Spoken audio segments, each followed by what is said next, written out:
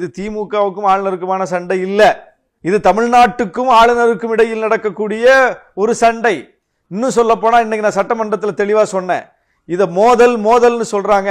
ஒரு ஆளுநரும் ஒரு முதலமைச்சரும் இப்படி மோதிக்கிட்டே இருந்தா தமிழ்நாடு பாதிக்கப்படாதா? இணங்கி போக வேண்டாமா? ஏன் ஆளுநர்கிட்ட திரும்ப திரும்ப சண்டைக்கு போறீங்க? அவருக்கு கோபப்படுத்துற மாதிரி செய்றீங்க. எல்லாம் இப்படி பேசிக்கிட்டு இருந்தாங்க. ஒருபோதும் இது மோதல் கிடையாது. மோதல்னா ரெண்டு பக்கமே கோபம் இருக்கும். மோதல்னா ரெண்டு பக்கமே நியாயம் இருக்கும். மோதல்னா ரெண்டு பக்கமே லாஜிக் இருக்கும். இவர் தன் லாஜிக்கா ஃபைட் பண்ணுவாரு, அவங்க தன் லாஜிக்கா ஃபைட் பண்ணுவாங்க. இவங்க தன் நியாயத்துக்காக போராடுவாங்க, அவங்க தன் நியாயத்துக்காக மோதுவாங்க.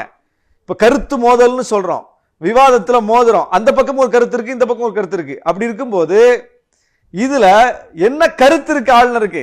அப்ப ஆளுநருக்கும் தமிழ்நாட்டுக்கும் இடையில் நடப்பது, தமிழ்நாடு சட்டமன்றத்துக்கும் ஆளுநருக்கும் இடையில் நடப்பது, தமிழ்நாடு அரசுக்கும் ஆளுநருக்கும் இடையில் நடப்பது மோதலே கிடையாது. முதல்ல தாக்குதல்.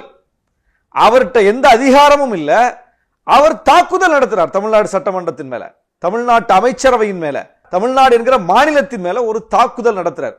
அது தாக்குதல் என்பது இன்னைக்கு உறுதிப்படுத்தப்பட்டிருக்கு. அப்போ இதுல இந்த முரண்பாட்டுல எந்த விதமான சட்ட மீறலையும் தமிழ்நாடு அரசு செய்யல. சட்டப்படி தான் செஞ்சிருக்குது. ஒரு மசோதாவை இயற்றினாலும் சட்டப்படி இயற்றிருக்கு. சட்ட வரையறை தாண்டாம இயற்றிருக்கு. சட்டத்துக்கு உட்பட்டு இயற்றிருக்கு. ஒரு தீர்மானம் நிறைவேற்றினா கூட தன்னுடைய அதிகாரத்துக்கு உட்பட்டு, அரசியலமைப்பு சட்டம் சட்டமன்றத்துக்கு கொடுத்திருக்கிற அதிகாரத்துக்கு உட்பட்டு இயற்றிருக்கு.